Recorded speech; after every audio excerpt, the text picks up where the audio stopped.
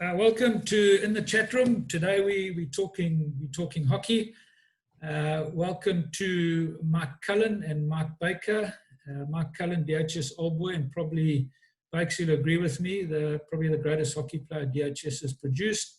And Michael Baker, who is our Director of Hockey at DHS. Welcome, guys. Good to have you on In the Chat Room. Thanks, Shadders. Thanks, Shadders. Good to be here.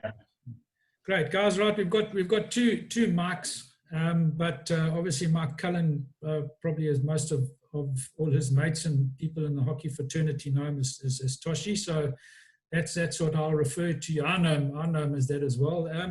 Toshi, welcome, and it's really great to have you. And let's start off the chat about your early days at Penzance, then through to DHS. Tell us a little bit how you got into hockey and made obviously your early days of hockey.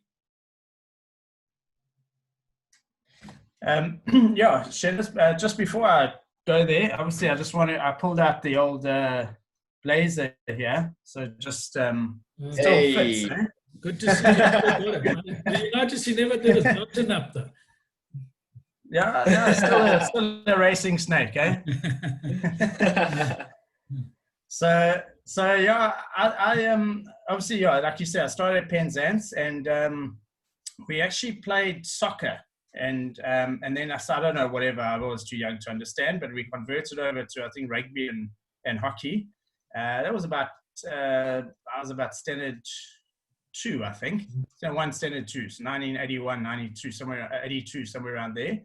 And funny enough, just me, I look back on my hockey career, and I was in a lot of ways very fortunate. Just people who pitched up in my development along the way, and the very start of it was Rob Crombie. Very influential, passionate hockey guy, and he started mini hockey down at Gongs, which was hugely popular and successful even in those early days. And so Rob got us going, and he had such an unbelievable passion for hockey and us lighties. And I look back, so many of those guys who started there played at least provincial hockey, or some, and out of a fairly small group. So yeah, we started there, and again, perhaps fortunate enough, I mean, I lived in Glenwood, and Queensmead put down the first AstroTurf. I think it was around the sort of 84, somewhere around there. So the guys who lived close there, and it was, I think that was the first AstroTurf in the country. And you live by chance, you live within 2 Ks of the only AstroTurf in the country. It's kind of like the stars are all aligned, if you know what I mean. Yeah. So yeah, we used to, I can remember as lighties, we used to just go down there. It was a municipal field. We used to go play on the AstroTurf. I mean, jeepers, we had like almost an AstroTurf in our back garden. And a lot of us just took a shine to hockey, we just really loved it. And then, then from there I went on to DHS. Let me carry on with that story. Yeah, and then and DHS, you played first team in obviously 1987, matriculated in 1990. So I'm assuming what we would know as third form. I mean, people today, that's third form is grade 9. So if I stand to be correct, you played 4 years in the first team, and obviously capped it off playing SA schools as well. Yeah, that's right. So I by the time I got to DHS, I mean, hockey was now, like, hockey and cricket were my main things. Those days there was no, they had Natal primary schools cricket, but they didn't have hockey. I think they had a South Durban team or something like that, but there was no Natal schools like they have now, under 13s with RPTs and all that kind of stuff. So yeah, I got to DHS, and again, standard 7, Neil Hoskin was a coach, and again, just fortuitous that even in those days, which I think is kind of the thing now, where it wasn't really, people didn't like sort of standard 7s or what you call grade 9s playing in the first team or whatever, and Hossie took a punt and put me in the team, and so, and then I made Natal Schools B that year. in standard 7. And again, so just like, say sometimes the right person took a punt on me, and then, obviously from there, making the Natal schools B in standard 7. Then the next year I made the A side, so played 3 years Natal schools A. But if you look at, I think all sportsmen will look back at things that happened in their career and they say, well, it could have, if that guy hadn't backed me or given a chance or whatever, it might have turned out differently, So thankfully that's, I was lucky that I had those guys who backed me. Yeah. No, and I'm going to come on to, a little bit later onto your provincial and more your international career. But, I heard a chat the other day, or listened to it today. You started playing club hockey at Gongs and then later at Tech. And you made mention of Vaughan Bradfield, a DHS Old Boy. He was at school around about my time. You said, he had quite a big influence on your hockey career at an early stage. Is that correct? Yeah, absolutely. Again, I mean, another guy who I arrived at playing at Gongs and played in the first team, so Premier League in standard 8 or it's at grade 10. Vaughan was a Springbok player at the time, and he kind of took me under his wing and became sort of like my mentor, and I looked up to Vaughan. He was amazingly talented and gifted and just loved the way he played. And again, so I was just lucky that I was at a club that had those kind of people and players that I looked up to and whatever. So so I was and Vaughan, yes, no doubt, had a massive impact in my, you're very influential when you're like, and I wanted to be like Vaughan. Yeah, and then I think the chat said that he looked after you both on and off the field, but we'll leave it at that. Yeah, he did. Yeah. A lot of people that do know you and would know that you were also a very, very talented cricketer. I was involved in Natal cricket at the time in the early 90s and sort of mid 90s when you were involved and played in the Natal under 23 side, which was a Colt side. I think in that era, people like Benke and Jonty Rhodes played. We know Wayne and Lloyd Madsen, who sort of were also very, very talented cricketers, followed similar route to you and went on and played hockey. Wayne now playing cricket. Jonty went the other route. Tell us a little bit about your cricket and why hockey over cricket. I must be honest, Shed, is like right from the early days, or I say early days, probably like sort of mid-high school, I played cricket and I enjoyed it. But hockey definitely was my passion for whatever reason. And in those days, there was no sort of professionalism and, thinking, geez, well, I can make a career. It was just you played sport because you loved it. And so, I mean, I always, I say hockey was more, I favored it, but I mean, I still enjoyed my cricket. So if I had an opportunity and we did, I was going to play in the summer, of course, and I played at Tech and, as you say, played under 23s. But I think then when we got back into international sport, it just, you all of a sudden this, because up until then there were quite distinctive seasons. You played cricket in the summer and you played hockey in the winter or whatever. And there was occasion, like a little bit of a patch that was maybe an overlap at the start and the end of the season, but otherwise it was quite clear cut. Then obviously international sport came in and you start playing, you're going on tours in the middle of January or teams are coming out and that's the middle of cricket season. So I think hockey almost picked me where I sort of made the national team in 93 and I was playing decent cricket, but I wasn't obviously at the same level. So all of a sudden I was starting to miss cricket practices. And I think that was actually one of the first things. I was on a tour and I had played under 23 the year before, cricket.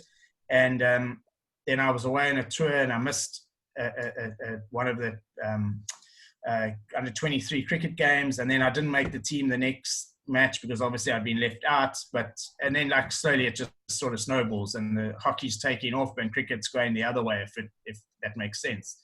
So just a sort of natural selection at that stage. And to be honest, I think I would have been a decent cricketer, but I don't think I ever would have been an international cricketer, you know. I don't think I was, whereas obviously for me, hockey, I was doing well, and, you know, I was already making the national team. So, as you say, you know, especially during those times when we got readmitted into international sport, and, you know, I was fortunate at that time in '92 to play polo for South Africa, and as you say, you start having to fit in with all the international calendars around the world. So, you know, what is yes, a hockey season, you know, then Europe is different. So yeah, it becomes almost a profession that you have to do full time. Bakes, you're welcome, and good to have you here, and just to obviously, you know, let everyone know what a wonderful job you're doing from a hockey perspective at DHS, and you know, hockey is really thriving there now. And Bakes, you obviously one of your main focuses is you focus on fitness and strength work and things like that, and it's something that Toshi was really good at. You said you just wanted to have a chat to him about the way he went about practicing and about his game. Yeah, I'll go a little bit hockey nerd, yeah, but I mean, I know Toshi was the fittest oak in the team, apparently, I've been told.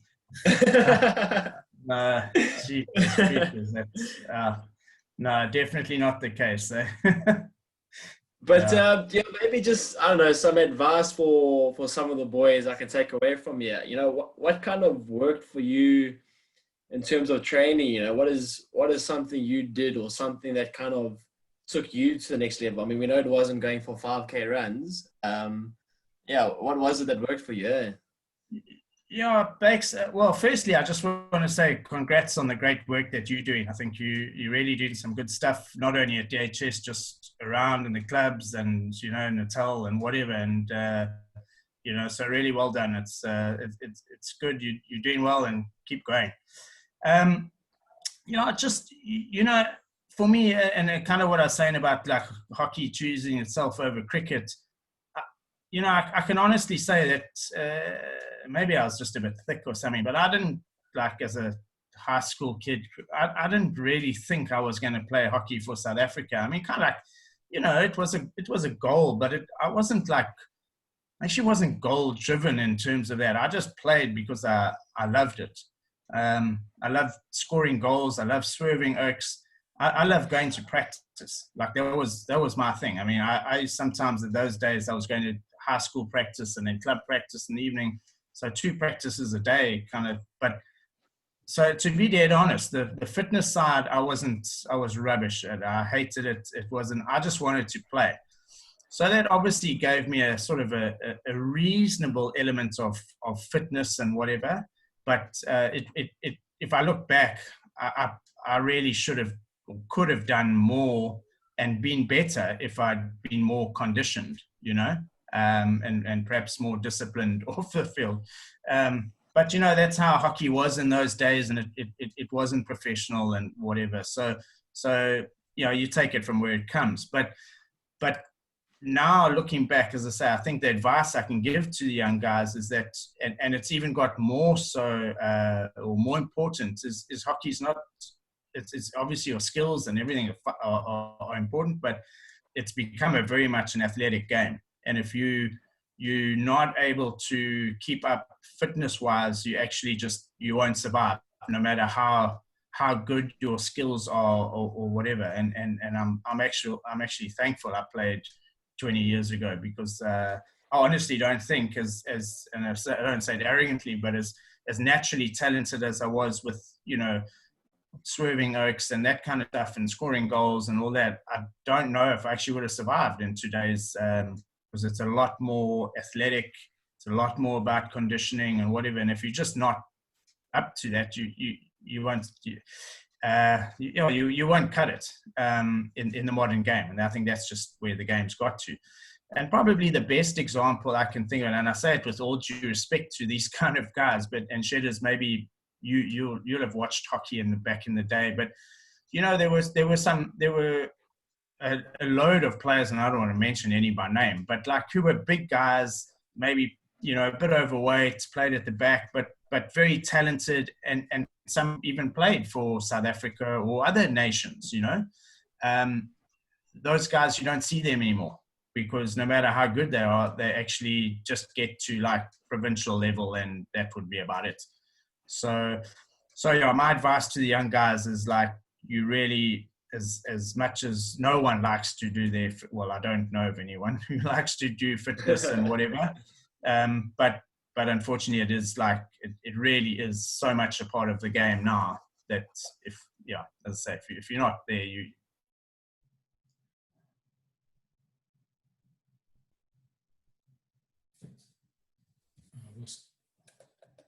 punishment, and try and make it almost a training session, I think that's something definitely the mindset we're trying to shift. As soon as you call it fitness, then the guys think, oh, I'm coming down here to get punished, Meanwhile, like a training session. You see, that's the clever stuff that's happening nowadays. Nowadays we called it fitness. we were too silly or too thick to sort of like maybe give a different spin and keep it positive. But but anyway, I mean that's where it is these days, and I think you got to and I mean I actually don't know this for a fact, but I often say this to players. There was a story I heard, and I said I don't know if it's 100% true, but looking at their team, I wouldn't disagree with it. So New Zealand some years back, ladies picked a squad, and they just picked the fastest girls that they could find, and then said, okay, we'll obviously they had some hockey background and ability. They weren't, and we said, we'll just make you better hockey players.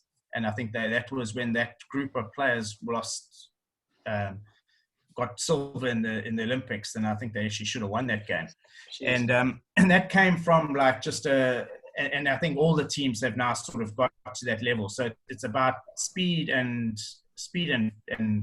endurance and whatever. And then the hockey is important, but it's like it's almost, and sometimes I actually think it's like a little bit like where hockey's become secondary if you're to the physical side of it, which is for someone like me. As I say, I'm glad I played 20 years ago, but I'm a bit sad because like you should be a hockey player first, and then if that makes sense. But anyway, I don't make the rules. That's how it is.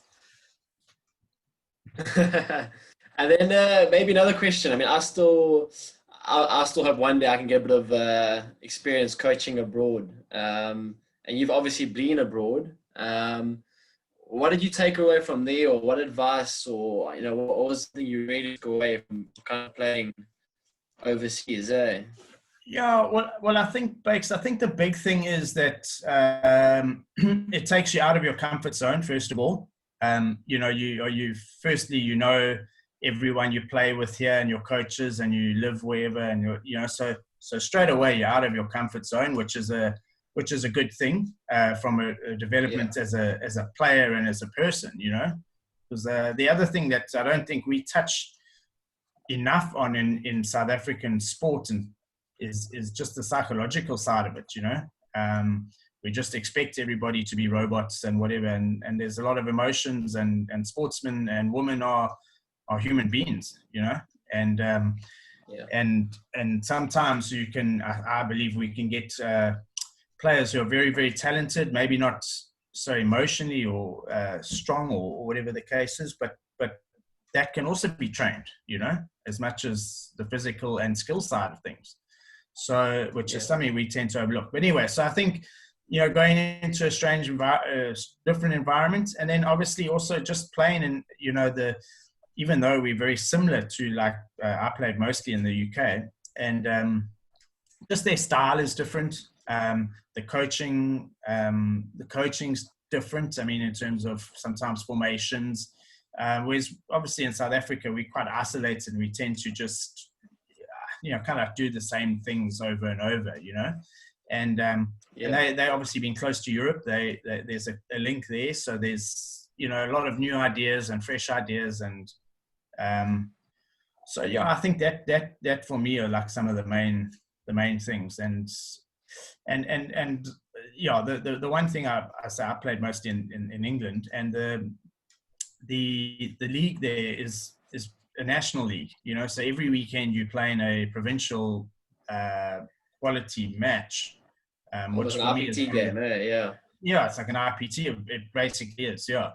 Yeah. So, and that to me was something that we don't have here, and just naturally pushes you higher. You're training with RPT kind of level players, provincial and national, every week in and week out. So that in itself just pushes you higher. Yeah, 100%. And yeah, and it's I suppose it's also the experience of playing with probably provincial and international players week in and week out. That does improve your obviously going to improve your game. So I think it's that helps. Yeah. I'm gonna come on what you've touched on there, Toshi, and the question that Bakes asked you. I'm going to come back to that a little bit later, because I'm going to ask you both the question together and it's a hockey related question about South African hockey. But let me come back to that. You made your debut in 1993 and you played up until 2006, which is probably 13 years, and I think 13 years at an international standard is a long career for someone to play at that level for that long. So it's a hell of an achievement. You played 199 games for South Africa. And I look at that, and I'm sure you've been asked the question 1,000 times. 199, what happened to the 200th game? So I actually have to blame my old school for that, eh? Yeah. So I got to look, firstly, I never counted the numbers. I mean, I knew what I was on, but I was never, I've got to play 200 or I've got to play 250 or whatever. To me, it was just like, I just took every tournament or whatever I got selected for as the next one that came along. And that was 2006. And it was we played a series, remember we played a series in Joburg, and then there was the Commonwealth Games in Australia, I think about the end of March. Actually, it was the end of March, I think into beginning of April. And I had just taken on the role as head of hockey at DHS. And then Paul Revs, who was coach at the time, Paul Remington said, no, he needs the players for like literally January to March. And then we go on tour to the Commonwealth Games. And and to be honest, it was every tour was just getting harder and harder for me, because I was, I probably wasn't training as I should and all that. And I was moving towards trying to get a career than sort of just playing hockey and having a jaw. And so I would have had to go and ask the school if I could have had literally the first 3 months of my new job trying to take over the hockey, if I could have it playing hockey and in Australia and whatever. And I just didn't feel that was where I wanted to actually try and make a go of what I did at DHS, which I obviously didn't, but that's in hindsight. But so I kind of bailed out on that basis, and then I just said, okay, well, now it's time to try and build a career or do something else, and I just happened to be on 199. So I mean, as you say, I mean, you're not a stats person. You don't count the games, but as I said, I'm sure I'm not the first one that's asked you those questions, and I fully know what you mean, and I went through exactly the same thing in 94, 95.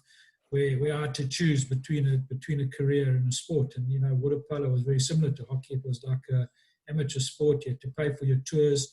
I'm sure you remember you had to pay for your Springbok blazer, which we did. So, those are tough choices that we had to make during those times. I want to talk about one, about a highlight or a real highlight. I'm sure that stands out in your hockey career was when you were nominated in 2001 for the FIH Player of the Year, and I think it was certified as that you one of only 2 South Africans ever to be nominated for this award. I mean, that's an unbelievable achievement coming from a country like South Africa. And that must have been, will that be probably your highlight of your hockey career?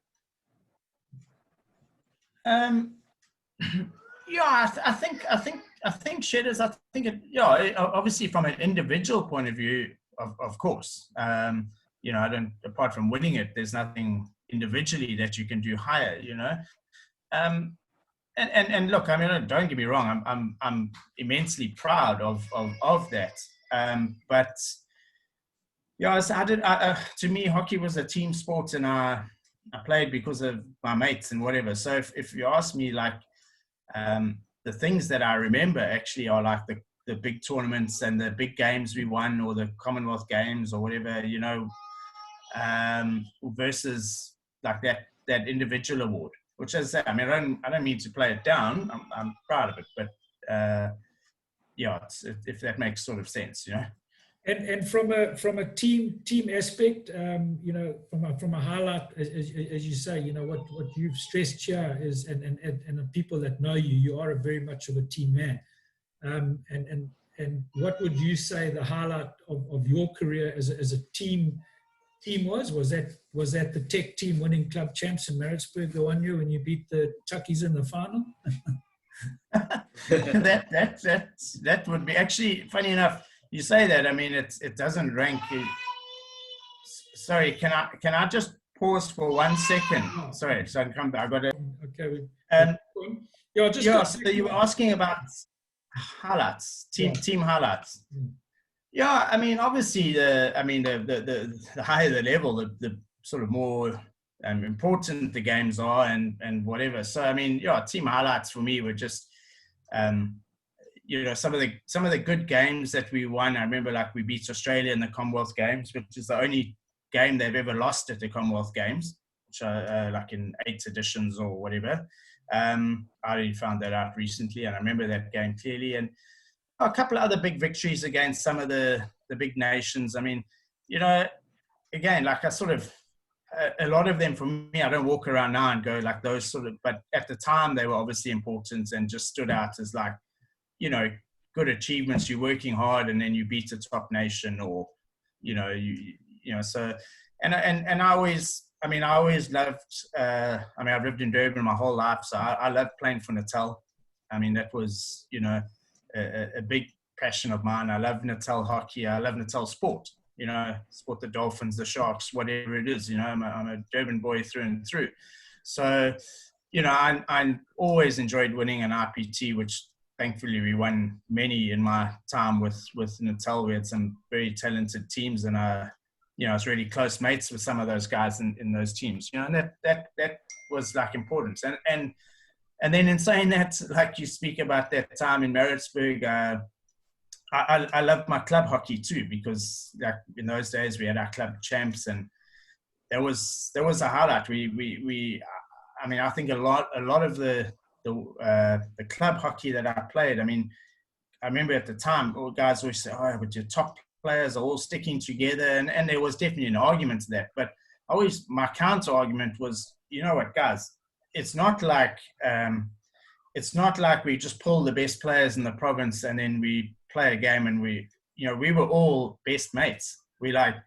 We'd play a game and we were so chuffed the game was over, because that means we could hit the pub together and go to the nightclub and whatever. And it was literally like a good core of us who also happened to be good hockey players, you know.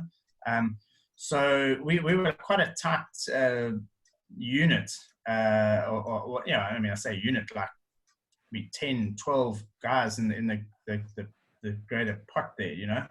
And yeah, we used to have a flat out jaw, and I enjoyed winning with those guys, doing, you know, club champs or whatever. It was, you know, it's always nicer to win with your mates than folks you don't really know. Yeah, no, I agree with you. You know, on a stress issue, a bit quickly, you know, we're running out a little bit of time now, but club sport, as I said, you know, I played water polo, and very, as I said, you know, the two sports are very similar in the support that they don't. Yeah, they are. Yeah. Well, they don't get any support. And I remember our Thursday nights of water polo at beach bars at DHS Old, and then later at Kings Park, DHS Old Boys playing Glenwood Old Boys, you'd bash, you'd punch, you'd kick, you'd scratch one another, and then after the game you'd be having beers. That was enjoyment, and that was club sport was so good for in those days. And it's a pity that the youngsters today don't experience that. Would say camaraderie of club sport. You're fierce opponents, but then you're good mates afterwards. Absolutely. I think it is sad that we don't that's and it's times change and whatever, but I'd love to see the guys still stick around and have a few pots in the bar and whatever, because I can honestly say that my best mates going forward in life are not the guys who I just played hockey against. I mean, I'll know them and whatever, but it's the guys who we mucked it in the change room, and we sat there for hours talking not only hockey, but and you get to know guys, you get to know them inside out, and what they really how they tick, and what makes them happy or what makes them sad, and I think those are the things that you don't, you go a little bit beyond the sort of surface, where you actually get to really know guys and what's going on in their head. No, absolutely. Just before we wrap it up, I want to go back to that question very quickly and ask both of you. Bakes, I'll start with you. When I see where hockey has got to, and I'm sure, Tasha, you'll realize because you played it at school, you both played it at school, and I look at, like, for example, I live quite close to Riverside, so and you see at what a young age hockey started, with the enthusiasm, the numbers, and the boys and the girls that all turn up for club hockey. And then it's probably a lot like water polo, and then it gets to, and I know we're probably going to have the same answer, we get to provincial level and it just sort of peters out. What is it when you see that? I mean, hockey's just grown and just ballooned. Bakes, I'll start quickly with you. We haven't got much time. Where is hockey going to, from a provincial, international level, are we going to evolve and get somewhere? I'd like to say I hope so. Hey, Shedders. Honest answer, I don't see it happening anytime soon. I mean, being involved, I can't. There's no signs of a big major shift kind of immediately. But the game is growing. I think we're getting more and more passionate people involved, and I mean, hockey is my life basically. Back in the day, you kind of coached and had to do 4 other jobs. So hopefully we can kind of create coverage. Social media is a good thing, a good way to get more sponsors and possibly more money into the game. Media answer no, but I mean, I'm definitely someone that's always trying to think of a way to bring money into the game. I mean, we coach club hockey basically for free, Imagine if we could get paid like the rugby guys do, and players getting paid to play club hockey. So, those are the kind of things that I'm trying to think of, how we can do it and get it there. I don't know if Mark wants to say anything. Yeah, I think, I mean, firstly, Shedders, I agree. I mean, there's two sides, if I can answer it this way. It astounds me that, you go look at virtually every AstroTurf on a Friday night, and it's packed with little kids playing mini hockey or whatever, and it's amazing. That's great.